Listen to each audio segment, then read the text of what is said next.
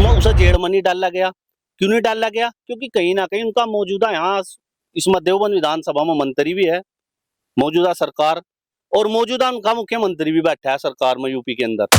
भाई ये सरकार चल रही भी अनि चप्पल का पता लग जाएगा किसकी चप्पल मिलेगी जिस दिन सरकार हट जाएगी। मैं बता रहा आपको, जिस दिन सरकार हट जाएगी उस दिन चप्पल का पता लग जाएगा और ताकत का भी पता लग जाएगा। भीम आर्मी आज देश का सबसे बड़ा संगठन है, और जो लोग कह रहे हैं कि मेरी पिस्टल पास्टल ये धरी रह जाएंगी, ये पिस्टल पास्टल कहीं नजर नहीं आने की, क्योंकि भाईचारा ही देश में सबसे बड़ी चीज है। आज देश में जातियों के नाम पर, धर्मों के नाम पर इस देश को बांटने का यह सरकार काम कर रही, तो हमें कहीं ना कहीं इन लोगों का खंडन करने का हमें काम करना होगा। ठाकुर पूरण सिंह क्या बयान दे रहा है क्या नहीं, हमारे पर तो कोई इसका फर्क पड़ता नहीं।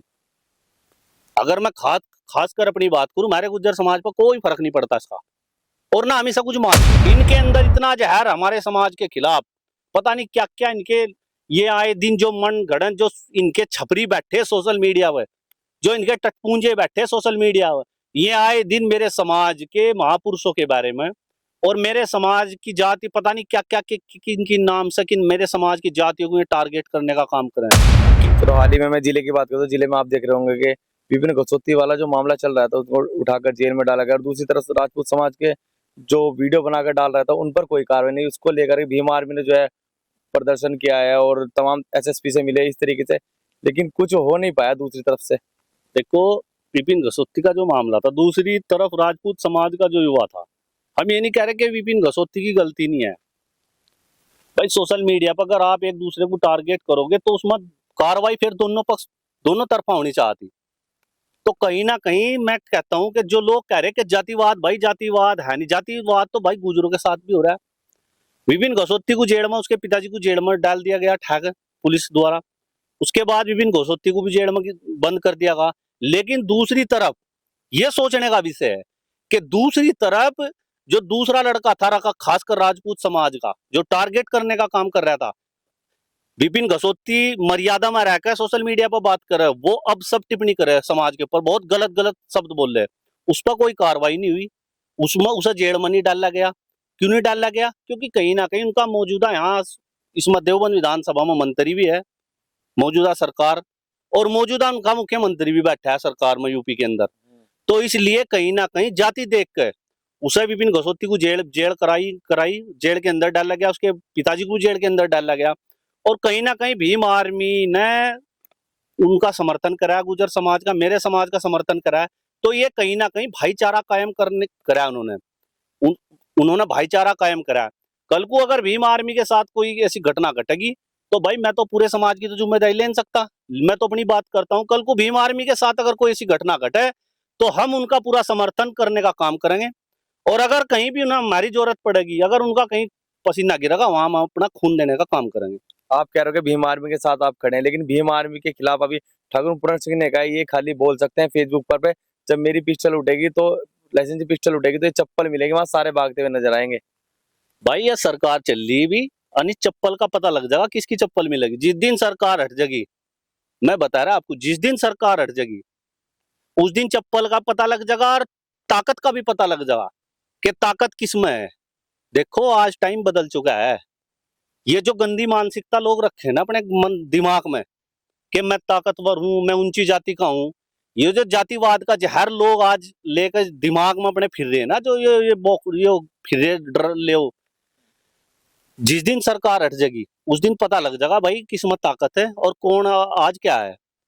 समझ गए मेरी बात? अभी सरकार चल रही और ऐसे स्टेटमेंट दे रहे किसी को, देखो किसी भी जाति को, सबसे पहले मैं आपको बताऊं, हमें किसी जाति को कमजोर नहीं, मैं सब जातियों का हमें सम्मान करना, सभी धर्मों का हमें सम्मान करना, कोई जाति कमजोर नहीं है, कोई ताकतवर नहीं है, सब बराबर है। लेकिन आज भीम आर्मी पूरे देश में, जिस तरह भीम आर्मी ने अपनी ताकत आज मनवाने का काम करा, भीम आर्मी आज देश का सबसे बड़ा संगठन है। और जो लोग कह रहे हैं कि मेरी पिस्टल पास्टल ये धरी रह जाएंगी, ये पिस्टल पास्टल कहीं नजर नहीं आने की। अभी ये सरकार चल रही है, सरकार में इन्हें बोलने का पूरा मौका मिल रहा है, क्योंकि और लोगों पर कार्रवाई हो रही, इन पर कार्रवाई होती नहीं, सीधी सी बात है। तो ये पिस्टल पास्टल की जो बात करें ना, पिस्टल नजर नहीं आने की कहाँ गई जब सरकार गिर जाएगी। तो इस तरह के बयानों से हमें बचना चाहा, और हमें किसी के खिलाफ ऐसी ऐसी बयानबाजी नहीं करनी चाह, क्योंकि सभी धर्मों का, सभी जातियों का, मैंने कई बार अपने इसके मंच के माध्यम से भी कहा, हमें सभी धर्मों का, चाहे वो कोई बेचारा आर्थिक रूप से कमजोर है, चाहे आर्थिक रूप से ताकतवर है, हमें सभी जातियों का, सभी धर्मों का सम्मान करना और भाईचारे को देश में कायम करना, क्योंकि भाईचारा ही देश में सबसे बड़ी चीज है। आज देश में जातियों के नाम पर, धर्मों के नाम पर इस देश को बांटने का यह सरकार काम कर रही, तो हमें कहीं ना कहीं इन लोगों का खंडन करने का हमें काम करना होगा। आप कह रहे होगे सरकार उनकी चल रही है, लेकिन वो तो ये कह रहे हैं कि भाई मुख्यमंत्री इशारा कर दे, मुख्यमंत्री कहते हैं कि साइड हट जाओ, फिर देख लेंगे मैदान में क्या होता है। तो भाई जिस दिन ये ऐसी बात आवेगी ना, फिर साइड में पता लग जाएगा ना, हमने बताया ना आपको, जब मैं साइड हो जाएंगे, इशारा कर देंगे, पता लग जाएगा कौन कितना ताकतवर है। भाई मैं लोग तो संविधान के दायरे में अपनी बात रखते हैं, संविधान के दायरे में काम करते हैं। भीम आर्मी के लोग संविधान के दायरे में काम करते हैं। भीम आर्मी के लोग कमजोर नहीं है। मैंने आपसे बता, देश का सबसे बड़ा संगठन है भीम आर्मी इस टाइम में, कमजोर नहीं है। लेकिन उन्हें कुछ लोग, मैं बता रहा, कुछ लोगों की मानसिकता है, क्योंकि जिस समाज का हजारों साल तक शोषण होता आया, जिस समाज को हजारों साल से दबाते हैं लोग आए, आज उनकी नजरों में ये उन्हें कमजोर मानना है। लेकिन मैं कमजोर नहीं है। अगर राष्ट्रीय अध्यक्ष चंद्रशेखर आजाद एक आह्वान कर दे, तो कल कोई जहां चाहो आप वहां लाखों हजारों करोड़ों की भीड़ आपको मिलेगी, लाखों करोड़ों की। और ये आह्वान करके देख ले, इन्होंने तो 10 जगह बेइज्जती करा ली अपनी आह्वान कर करके। इन्होंने कहाँ फतेह करी आज तक, बताओ कहाँ फतेह करी। देखो ये चीज अगर हम इतिहास के पन्नों में जाएंगे, तो कहीं ना कहीं मैंने आपसे कहा, मार्शल कौम हर जाति में रही, हर जाति में योद्धा रहे, और हर जाति का अपना अपना इतिहास रहा। लेकिन उन जातियों का इतिहास कहीं ना कहीं खत्म कर दिया गया, उन जातियों का इतिहास दबा दिया गया।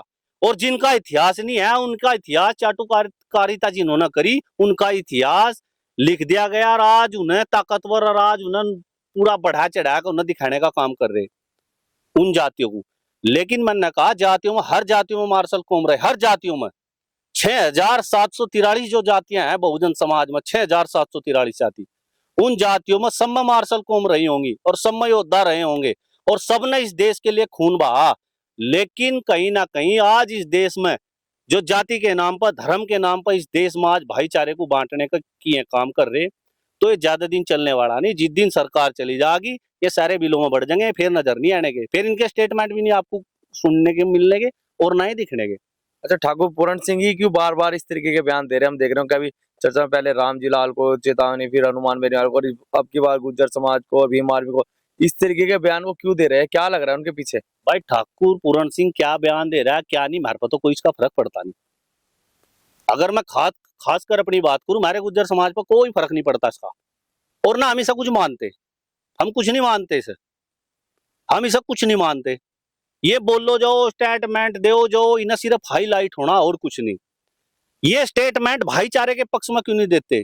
यह तो है, उन्होंने कहा क्या कि दिया? गुज्जर और राजपूत तो भाई भाई हैं, हम तो उन नेताओं का इलाज करना है जो जहर घोल रहे हैं बीच में। अच्छा, आज गुज्जर और राजपूत भाई भाई हो गए, कल को आप लोग मीर भोज का विरोध सबसे ज्यादा आप लोग कर रहे। सबसे ज्यादा जहां भी बोर्ड लगे, सबसे ज्यादा मीर भोज जी का आप लोग विरोध कर रहे। अगर कहीं बोर्ड लग जाए तो सबसे ज्यादा विरोध खासकर गुज्जर समाज के इतिहास को टारगेट करने का ये लोग सबसे ज्यादा काम कर रहे। तो भाई भाई कैसे होगे? अगर आप भाई भाई मानते हो, तो आप ये क्यों नहीं कहते सोशल मीडिया के माध्यम से कि भाई महापुरुष तो किसी एक जाति का नहीं होता, महापुरुष सर्व समाज का हो, सभी जातियों के हो महापुरुष। तो महापुरुष जो जिस जाति का है, आज इन्हें मीर भोज की याद आ रही। अब से पहले जो शिलालेख, शिलापट और जितनी भी मूर्तियों के अनावरण हुए इस देश में मीर भोज जी के, जब तो इन्होंने आज तक कोई मीर भोज को अपना बताया नहीं। जब से इनकी सरकार आई, तब से मीर भोज जी को ये टारगेट करने का काम कर रहे, और खासकर गुर्जर समाज के इतिहास को ये सबसे ज्यादा टारगेट करने का काम कर रहे, गुर्जरों को सबसे ज्यादा नीचा दिखाने का काम कर रहे। तो गुर्जर समाज तो भाई ये मानो जाओ, जिसे भाईचारा निभाना भाई निभाओ। हम तो भाई भाईचारा इनके साथ निभाते नहीं, सीधी सी है बात।